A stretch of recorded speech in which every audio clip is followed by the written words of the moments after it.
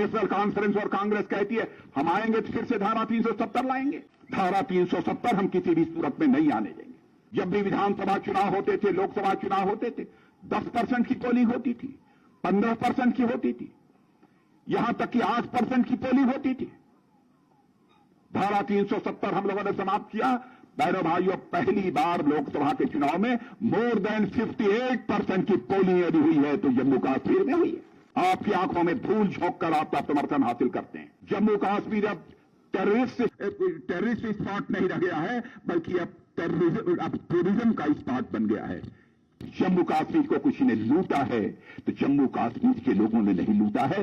लूटा है तो नेशनल कॉन्फ्रेंस ने लूटा है, कांग्रेस ने लूटा है, पीडीपी ने लूटा है। धारा 370 की समाप्त होने के बाद अब 890 जो हमारे केंद्र के कानून हैं वह जम्मू कश्मीर में ही अब लागू होंगे। कोई माकालाली से रोक नहीं सकता है। मेरे बहनों भाइयों, इस बनिहाल के कैंडिडेट मोहम्मद सलीम भट्ट साहब, मेरे सभी सम्मानित बहनों एवं भाइयों, यहां के member of parliament, government of India के मिनिस्टर डॉक्टर जितेंद्र सिंह जी को आपने बखूबी सुना है। सलीम भट्ट साहब जब बोल रहे थे तो मैं बहुत ही गौर से उनको सुन रहा था और ऊपर से लेकर नीचे तक सलीम भट्ट साहब को मैं देख भी रहा था। मेरे दोस्तों, ऊपर वालों ने सलीम भट्ट साहब को खूब बनाया है और मैं देख रहा था कि हमारे सलीम भट्ट साहब जो यहां के कैंडिडेट हैं वह ऐसे कैंडिडेट हैं कि यदि इनको चुनकर आपने जम्मू कश्मीर की विधानसभा में भेज दिया तो बनिहाल की समस्याओं को लेकर दो हाथ करने की भी जरूरत होगी तो आपके सलीम भट्ट साहब पीछे नहीं रहेंगे। और आज यदि आप सबके सामने आया हूं तो भारतीय जनता पार्टी के लिए वोट मांगने आया हूं। मैं जानता हूं कि बहुत सारी ऐसी ताकतें हैं जो भारतीय जनता पार्टी को लेकर आपके अंदर एक नफरत का भाव पैदा करने की कोशिश करती हैं, लेकिन आप मुझे भी जानते होंगे।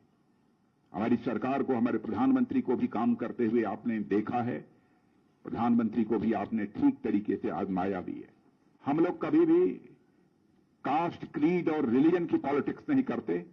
हम पॉलिटिक्स करते हैं तो इंसाफ और इंसानियत, जस्टिस और ह्यूमैनिटी की पॉलिटिक्स करते हैं। और इसकी आपको मिसाल चाहिए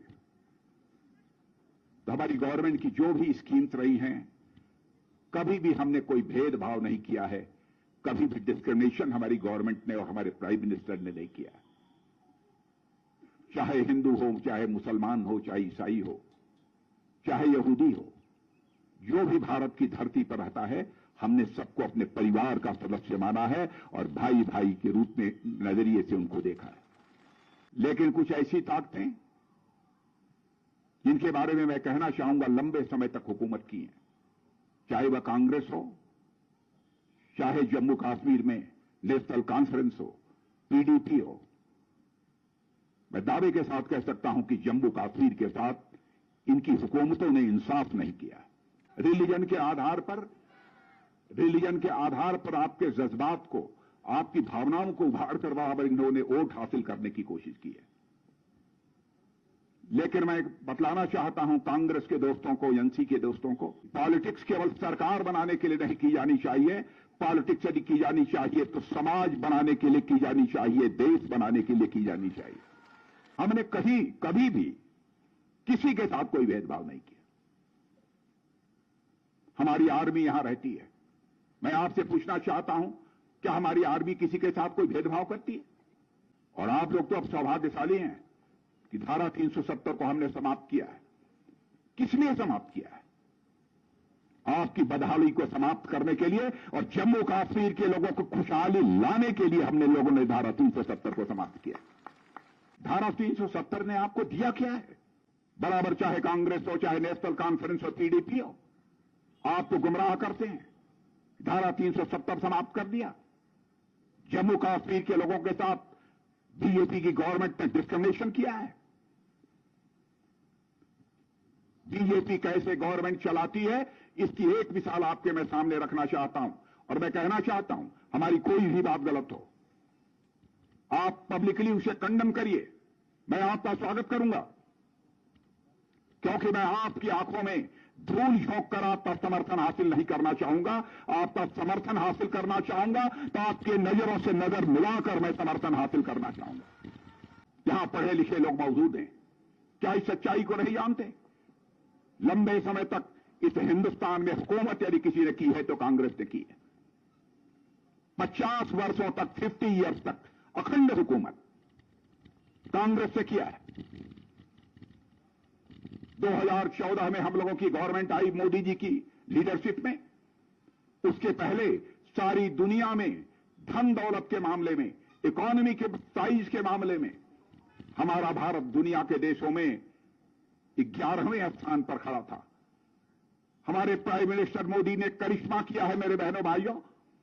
7 वर्षों के अंदर हमारे देश की इकोनॉमी को, हमारे देश की धन दौलत को दुनिया के देशों में 11वें स्थान से ले जाकर 5वें स्थान पर दुनिया में खड़ा करने का काम यदि किसी ने किया है तो हमारी गवर्नमेंट ने किया है। और आज हमारा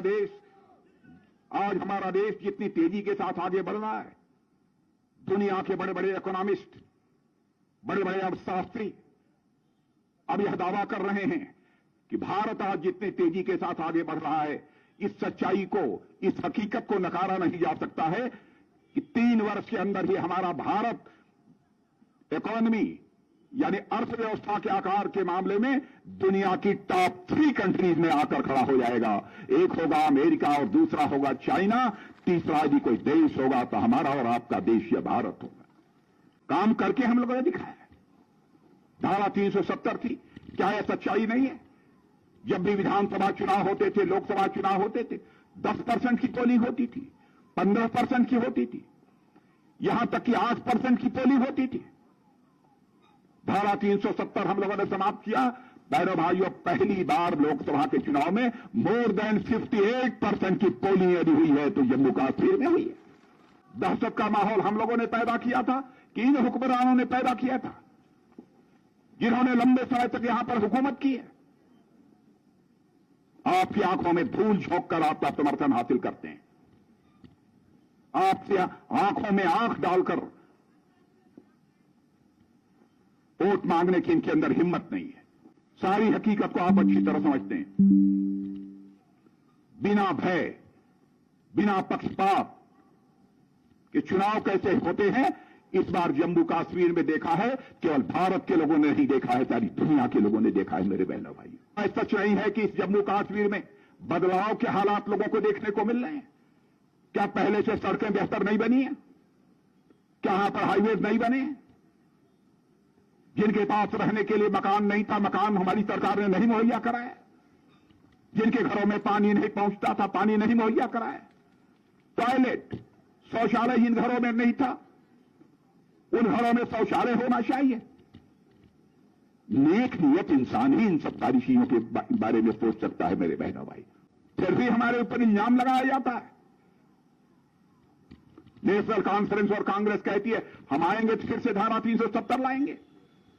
बहनों भाइयों, मैं कहकर जा रहा हूं, हम जम्मू कश्मीर को खुशहाली चाहते हैं। जम्मू कश्मीर को हम हिंदुस्तान का अव्वल दर्जे का एक स्टेट बनाना चाहते हैं। धारा 370 हम किसी भी सूरत में नहीं आने देंगे। आतंकवादी वारदातें होती थी, क्या आतंकवादी वारदातों में हिंदू मारे जाते थे? मैं होम मिनिस्टर रहा हूं, मैं जानता हूं सबसे ज्यादा आतंकवादी वारदातों में यदि कोई मारा गया है तो हमारे मुस्लिम भाई मारे गए हैं। रिलीजन के नाम पर आपको लोग गुमराह करते हैं। बहनों भाइयों, देश ऐसे नहीं चलता है। हमारे डॉक्टर जितेंद्र सिंह कोई छोटी मोटी शख्सियत नहीं है। आपके मेंबर ऑफ पार्लियामेंट हैं तो वहीं पर भारत सरकार के एक मिनिस्टर भी हैं। और आप सब लोगों ने ऐसा मेंबर ऑफ पार्लियामेंट चुना है कि आपका member of parliament doctor Jitendra Singh जब भारत की संसद में खड़े होते हैं, पिन ड्रॉप साइलेंस पूरी पार्लियामेंट में रहता है। आजादी हासिल होने के बाद बराबर हमारी बेटियों को, समाज के जो कमजोर तबके के लोग हैं, बराबर उनके हक से बराबर उन्हें महफूज रखा गया। चाहे पाकिस्तान के शरणार्थी हों, चाहे वाल्मीकि समाज के हों, चाहे सफाई कर्मी हों, उनको वोट डालने का अधिकार नहीं था। यह कहां का इंसाफ था? शेड्यूल्ड ट्राइब, एसटी समुदाय के लोगों, असेंबली में उनके लिए सारे हिंदुस्तान में सीट रिजर्व है, लेकिन जम्मू कश्मीर में धारा 370 है, इसे सीट रिजर्व नहीं रहेगी।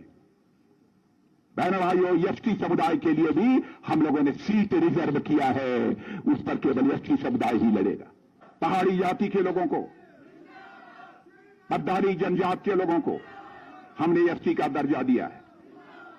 OBC, other backward classes, Hindu में भी बैकवर्ड क्लासेस हैं, मुस्लिम से भी बैकवर्ड क्लासेस हैं, उनको नगर निगम में, नगर पंचायत में, पंचायतों में हमने रिजर्वेशन दिया है। बहनों भाइयों, क्यों? इसलिए वो पिछड़े हैं, उनको भी अन्य लोगों की बराबरी में आकर खड़ा करना, यह हमारी नीयत है, इसलिए ऐसा किया है।